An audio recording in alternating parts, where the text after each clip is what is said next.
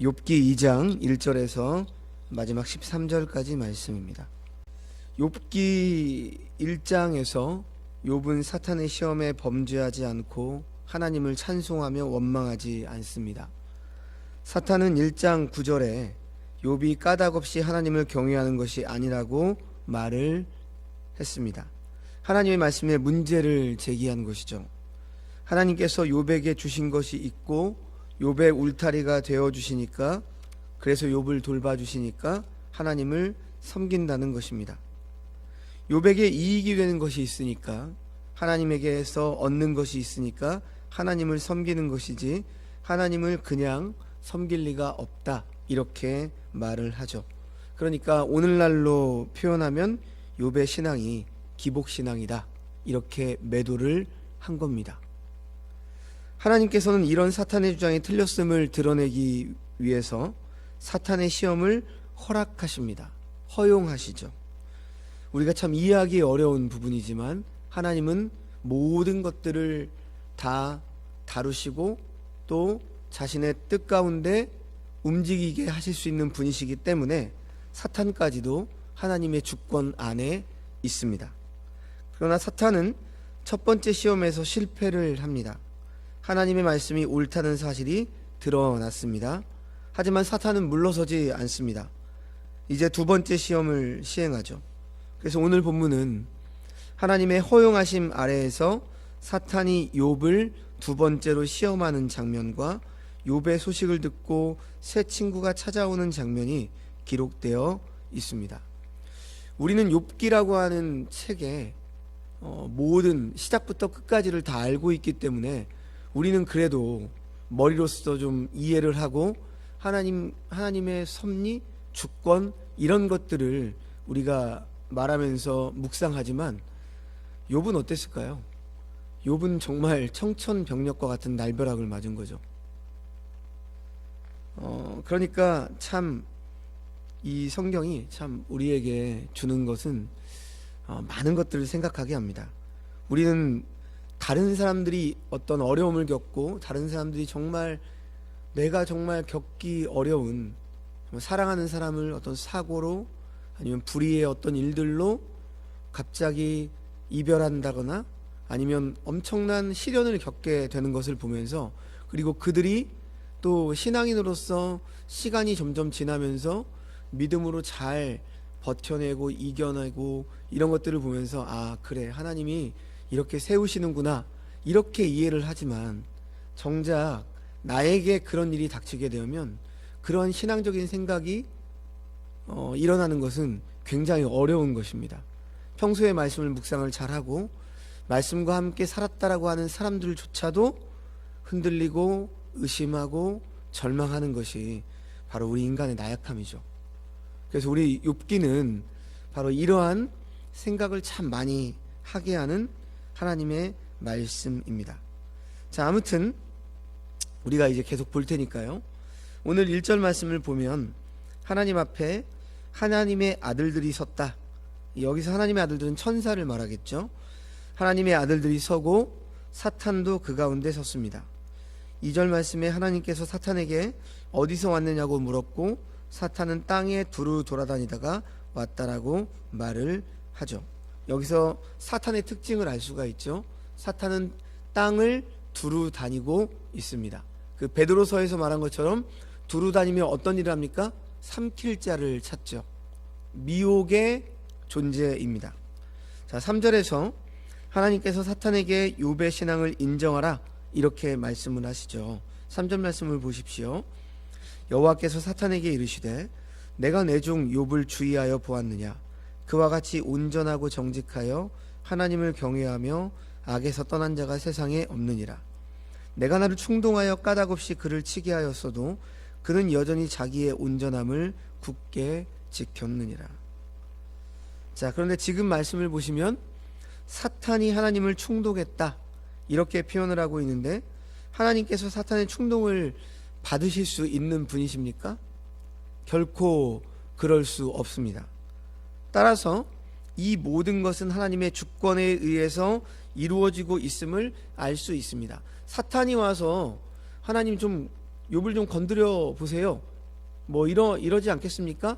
라고 해서 욥의 말에 솔깃해 가지고 그러면 한번 볼까? 이런 차원이 아니라는 거예요. 지금 우리가 문자적으로 볼 때에는 마치 그런 것처럼 보이지 않습니까? 그렇죠? 하지만 사탄이 하나님을 충동해서 하나님이 사탄의 말을 듣고 곰곰이 생각해 보니까 그래 한번 해볼까? 이런 식의 일이 일어난 것은 절대 아니라는 거죠. 하나님의 뜻이 있는 시험이죠. 하나님의 뜻이 있는 시험 속에 지금 사탄이 하나님의 허용적인 그러한 허락을 받고 지금 하나님의 주권 하에 사탄도 어찌 보면 하나님의 온전한 뜻을 이루기 위해서 사용당하고 있는 겁니다. 그렇기 때문에 사탄의 충동이 원인이 되어서 이런 일을 하셨다, 이렇게 절대로 말해서는 안 됩니다. 이 본문은 우리가 이해할 수 있도록 표현을 해 주신 것이죠.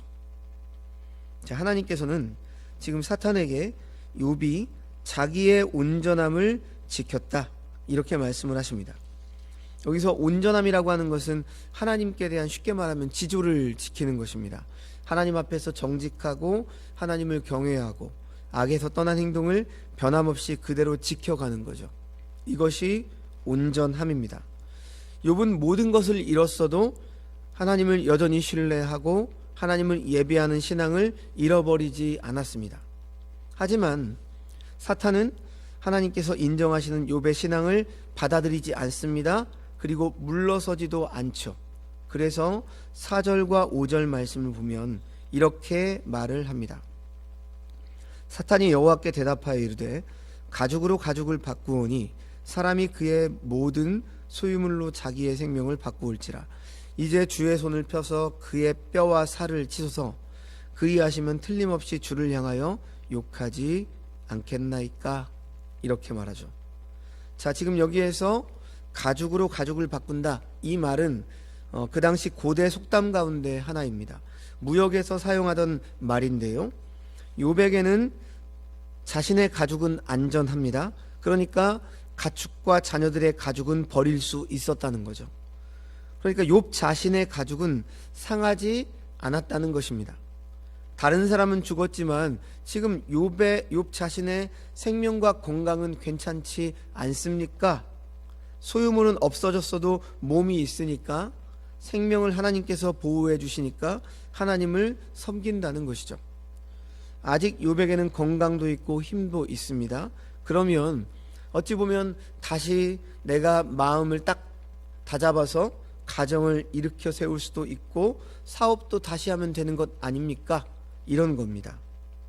그래서 이제는 생명과 관련된 몸을 처벌하고 사탄은 말하고 있는 거죠. 이렇게 해서 건강에 문제가 생기면 하나님을 아마 떠날걸요? 이것이 지금 사탄의 주장입니다.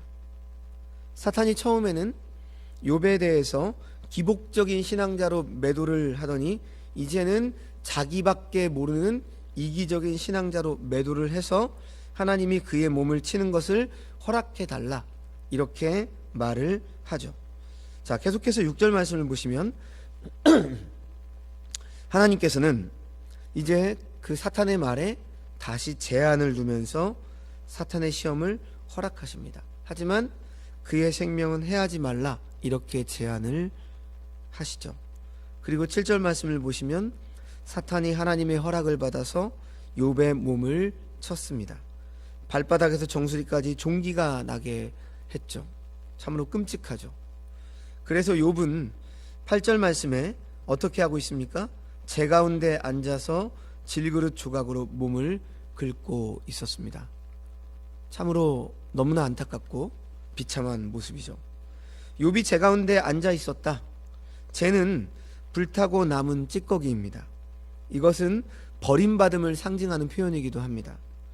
그 당시 쟤는 동네 바깥 부분에 버려졌죠.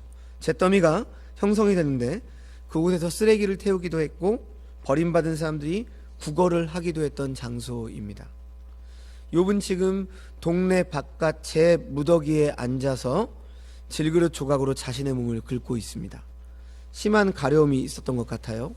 아마도 심각한 피부병, 뭐 한센병으로 말하기도 하고 또 어떤 건 악성 종기 뭐 이렇게 말하기도 하는데 자세한 병이 어떤 병인지 우리는 알 수가 없습니다. 하지만 심각한 질병임에는 분명하죠.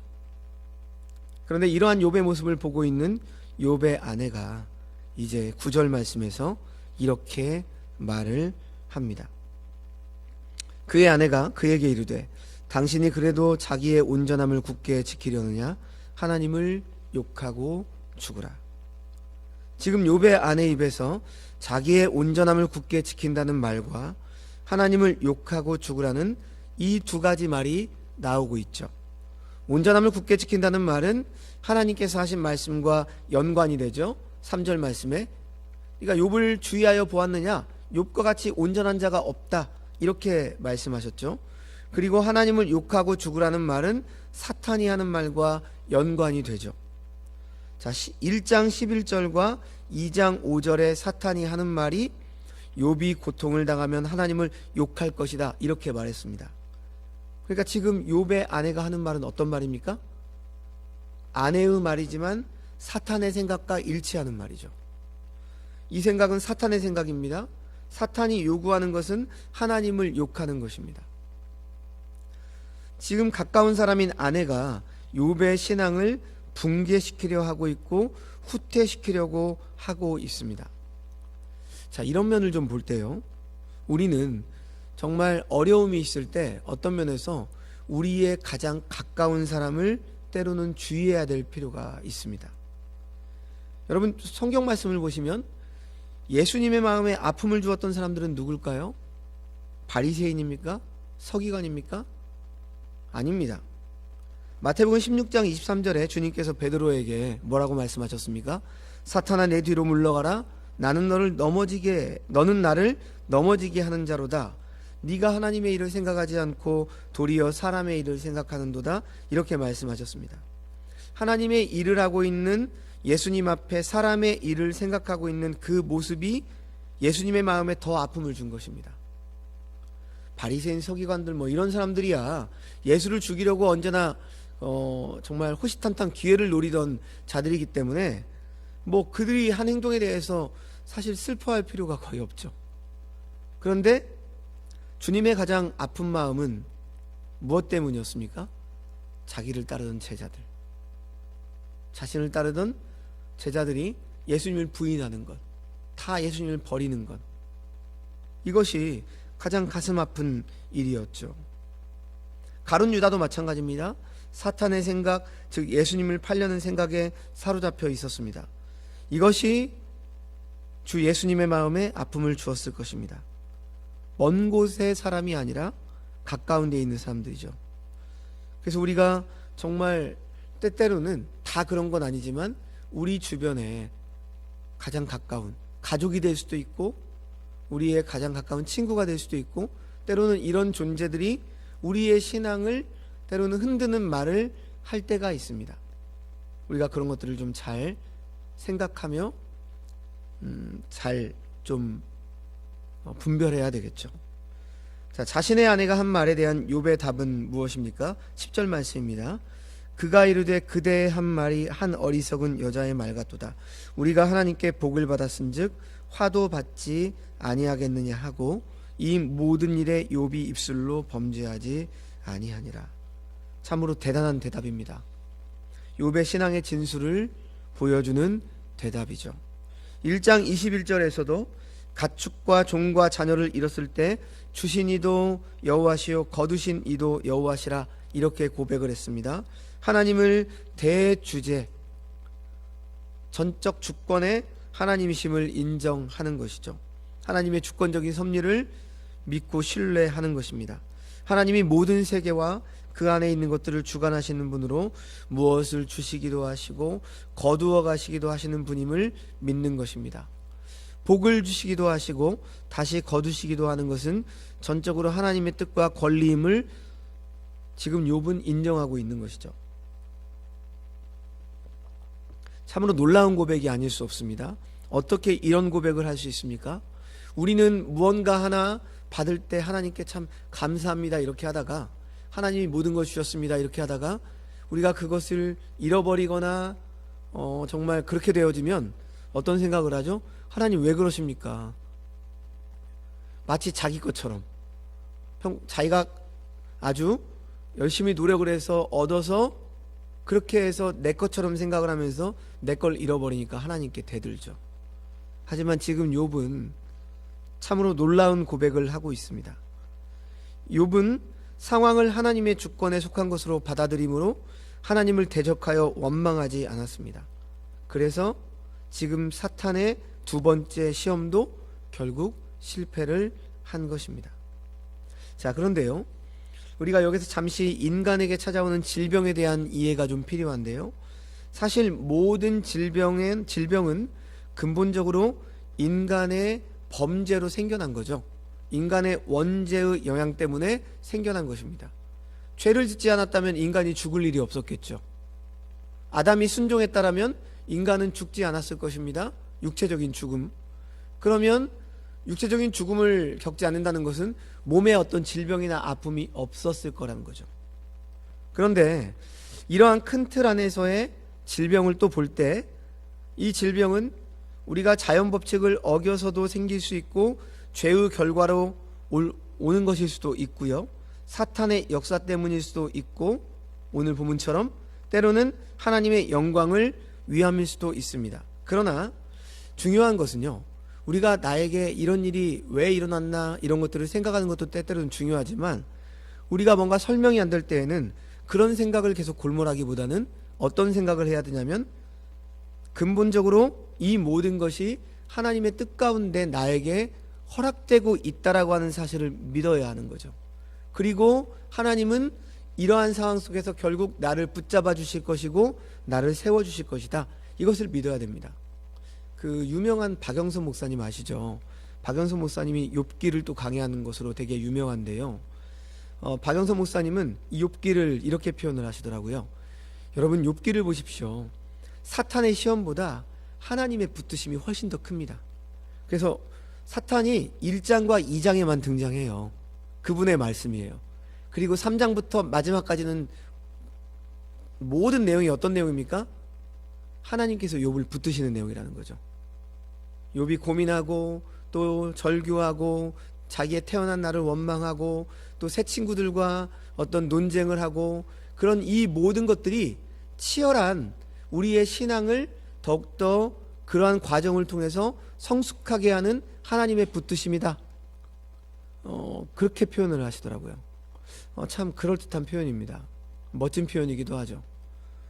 당하는 사람은 힘들겠지만 참 그렇게 멋진 표현을 하고 있죠. 그러니까 하나님은 우리를 그렇게 붙잡고 계신다라고 하는 것입니다. 그래서 사탄은 지금 이 두 번째 시험에도 실패를 하고 있죠. 왜?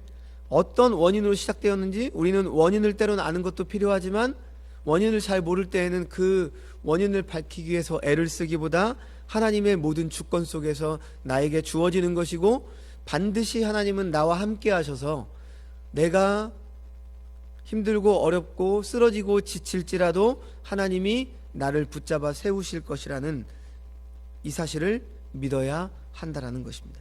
그렇기 때문에 어떤 상황에서도 하나님의 절대 주권을 인정하며 살아갈 때 때로는 흔들릴 수 있으나, 모든 과정을 통해서 우리는 하나님께서 우리를 지켜주시고 회복시켜 주시는 은혜를 결과적으로 입게 된다는 사실을 반드시 우리는 잊지 않아야 합니다.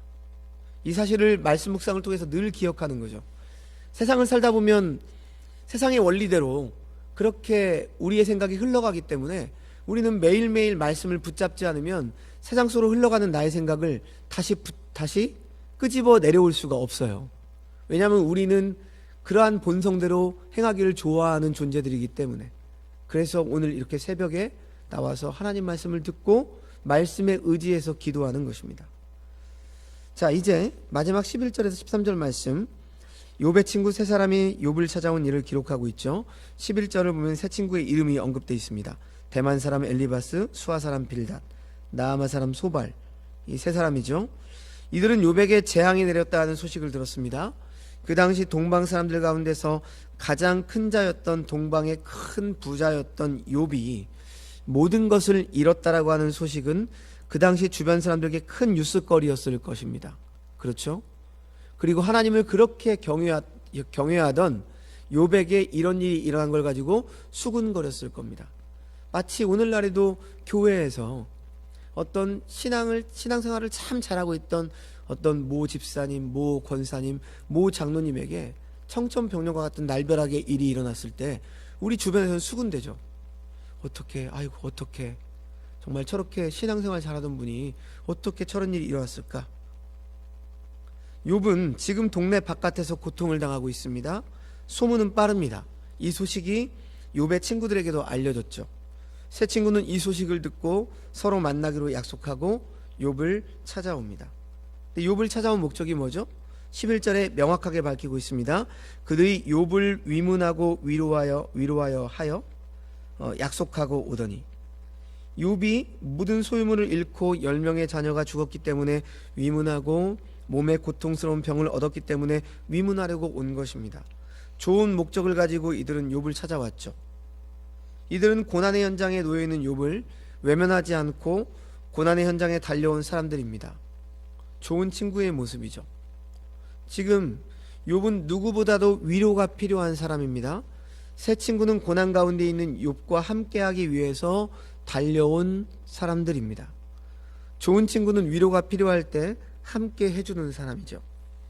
어떤 사람을 보면 괜찮을 때, 자신에게 이익이 된다고 생각할 때에는 친구인 척하다가 정말 어려움이 처했을 때에는 다 모르는 척하죠.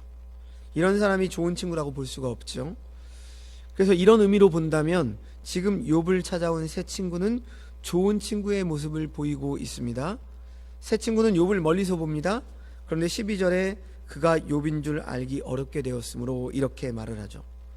전에 자신들이 보았던 욥인 줄 알기 어려웠다는 것입니다. 그만큼 고통으로 인해서 알아보기 힘든 욥의 모습을 우리가 짐작할 수 있죠. 이 모습을 보고 친구들이 어떻게 하죠? 그들이 일제히 소리질러 울며, 즉 함께 고통을 느끼고 있습니다. 그들은 소리를 지르면서 웁니다. 욥을 보고 울지 않을 수 없었습니다. 그 다음 각각 자기의 겉옷을 찢고 하늘을 향하여 티끌을 날려 자기 머리에 뿌렸다, 이렇게 말씀하죠. 겉옷을 찢는 것은 기가 막힌 고통임을 표현하고 있는 것입니다. 티끌을 날리는 것은 같은 처지에 있는 것처럼 함께 느끼고 있다라고 하는 것입니다. 좋은 위로자의 모습이죠. 친구들은 그 다음에 어떻게 하죠? 마지막 13절 말씀, 밤낮 7일 동안 그와 함께 땅에 앉았으나 욥의 고통이 심함을 보므로 그에게 한마디도 말하는 자가 없었더라. 해줄 수 없는 말이 없는 거죠. 함께 침묵합니다. 묵묵히 함께 그 욥과 함께 고통을 나누고 있죠. 성도 여러분, 고통을 당할 때 가장 큰 위로가 바로 함께 있어주는 것이죠. 고난의 현장에 찾아와서 자기 곁에 조용히 있어주는 사람, 시간이 흘러도 시계를 보지 않고 함께 있어주는 사람, 이런 사람이 큰 위로를 줄 수 있습니다. 말하지 말아야 될 자리에서는 말하지 않는 것이 지혜죠. 신앙적인 이야기를 한다고 우리는 때때로 어려움에 처한 사람에게 이런저런 이야기를 하게 되는데 오히려 의미를 갖지 못하고 고통을 더해줄 때가 있습니다.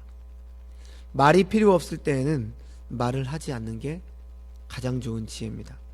그러면서 함께 있어주는 것이 위로죠. 약한 자와 함께 약한 모습으로 함께 있어주는 것, 고통을 당하는 사람과 함께 같이 느끼면서 있어주는 것, 이런 삶도 섬기는 삶입니다. 이 세 친구들이 입을 열지 않았을 때는 참으로 좋은 위로자의 모습입니다. 그런데 우리가 알다시피 입을 열자 문제가 되죠. 욥에게 큰 고통을 주는 사람들로 변하게 되죠. 나중에 보겠지만 욥기 19장 21절 22절에서 욥은 이렇게 이야기를 합니다. 나의 친구야, 너희는 나를 불쌍히 여겨다오. 나를 불쌍히 여겨다오. 하나님의 손이 나를 치셨구나. 너희가 어찌하여 하나님처럼 나를 박해하느냐. 내 살로도 부족하냐. 욥의 친구들의 말로 인해서 큰 고통을 느끼고 있음을 알 수가 있습니다. 지금 자기가 당하고 있는 고통도 어려운데 위로한답시고 온 친구가 판단을 하고 욥의 고통의 원인에 대해서 말하고 그러고 있으니까 참으로 욥이 고통스러운 거죠. 무엇인가를 설명한다라고 하는 것이 상처를 입은 사람을 회복시키지 못할 때가 많이 있습니다. 욥의 친구들이 입을 열었을 때 그 입에서 나오는 말들이 욥에게 위로가 된 것이 아니고 오히려 더 큰 고통을 주게 된 것이고 상처받은 욥의 마음에 더 큰 상처를 안겨 주었습니다. 욥의 세 친구는 말을 함으로 지혜를 잃어버린 것입니다. 그래서 우리는 정말 듣기는 속히 하고 말하기는 더디하는 게 필요해요. 특히 어려움 당한 우리의 지체들을 위로할 때 정말 그냥 함께 있어주는 거예요. 정말 많이 아프지, 힘들지. 그리고 우리가 할 수 있는 말은 그 정도 말밖에 안 될 거예요. 야, 기도할게. 정말 열심히 기도할게. 하나님께서 힘 달라고 기도할게. 이런 말밖에 할 수 없겠죠. 내가 보니까 뭐 이래서 이러지 않았을까.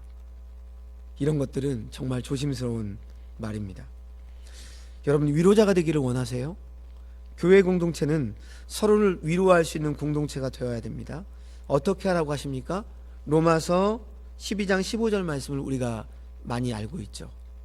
즐거워하는 자들로 함께 즐거워하고 우는 자들과 함께 울라. 우는 자들에게 말을 해주라고 하지 않고 함께 울어주라. 성경은 이렇게 말합니다. 함께 해주는 것, 그리고 함께 있음을 느끼게 하는 것, 이것이 참된 위로인 것입니다. 자, 오늘 말씀을 통해서 우리는 사탄의 두 번째 시험 속에서도 욥은 그 신앙의 온전함을 지키고 믿음으로 고백하고 있음을 보게 됩니다. 정말 우리가 바로 이런 고백은 못한다 할지라도 우리는 어떤 어려운 일이 있을 때 나의 입술을 잘 제어해야 합니다. 정말 입버릇처럼 어떤 일이 일어나면 하나님께 원망하는 그런 분들이 종종 있습니다.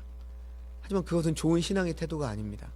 물론 하나님은 너무나도 인자하시고 자비로우신 분이기 때문에 우리들의 원망의 말을 들으면서도 자신의 자녀이기 때문에 사랑하셔서 끝내 우리를 세우시죠.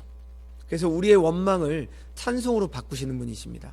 하지만 하나님이 더 원하시는 우리의 신앙의 방향은 우리의 입술을 아끼고, 비록 욥과 같은 그런 고백은 바로 못한다 할지라도 곰곰이 하나님의 주권을 바라보며 또 나에게 이런 일이 일어났어도 하나님이 반드시 나를 지켜주시고 회복시켜 주신다라고 하는 사실을 내가 말씀으로 붙잡고 씨름을 하는 거죠. 그런 모습, 그리고 그런 모습 속에서 이제 하나님께서 욥과 같은 고백을 우리 인생 가운데 하게 만드십니다. 결과적으로. 그래서 우리는 정말 오늘 이 말씀을 통해서 우리가 때로는 당하는 모든 시련 속에서도 믿음의 고백을 하기 위해 힘을 써야 되는 것이고, 두 번째, 또 우리 주변에 그러한 말로 다 할 수 없는 고통과 어려움을 겪고 있는 우리의 믿음의 형제들에게 참된 위로자가 되어 주십시오. 우는 자들과 함께 울어주고 함께 묵묵히 있어주면서 그가 하나님 앞에서 잘 설 수 있도록 우리가 기도하고 위로해주는 그런 복된 주의 백성들이 되시기를 주님의 이름으로 축원합니다. 기도하겠습니다.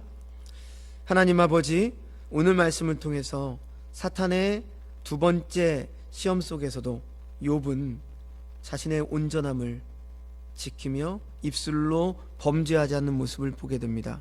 참으로 너무나도 놀랍고 귀한 고백입니다. 그러나 보통의 우리 연약한 인생들은 이런 고백을 한 번에 하기가 참으로 어렵습니다. 그래서 정말 섣불리 우리 마음이 정말 충동되어서 하나님 앞에 원망의 말을 내뱉을 때가 있고, 그래서 우리의 신앙을 떠나려고 하고 정말 흔들리고 넘어지는 가운데 하나님께서 나에게 왜 이러시는지 그러한 질문만을 할 때가 있습니다. 그러나 참으로 쉽지 않은 그런 시련 속이지만 오늘 이 욥의 모습을 보며 우리도 정말 욥을 닮아가는, 하나님의 주권을 인정하며 믿음의 고백을 할 수 있는 그러한 성숙한 하나님의 사람이 될 수 있도록 하나님 우리를 만져주시고 인도하여 주시옵소서. 또한 좋은 위로자가 되게 하여 주셔서 우리의 주변에 참으로 어려움을 겪고 있고 또 육신의 고통과 또 여러 가지 인생의 어려움으로 인해서 고통을 겪고 있는 그러한 우리의 믿음의 지체들에게 좋은 위로자, 함께 묵묵히 있어주며 기도하는 자, 함께 울어주는 그런 위로자의 모습으로 살아가는 성도들 되게 하여 주시옵소서. 모든 말씀 예수님의 이름으로 기도합니다. 아멘.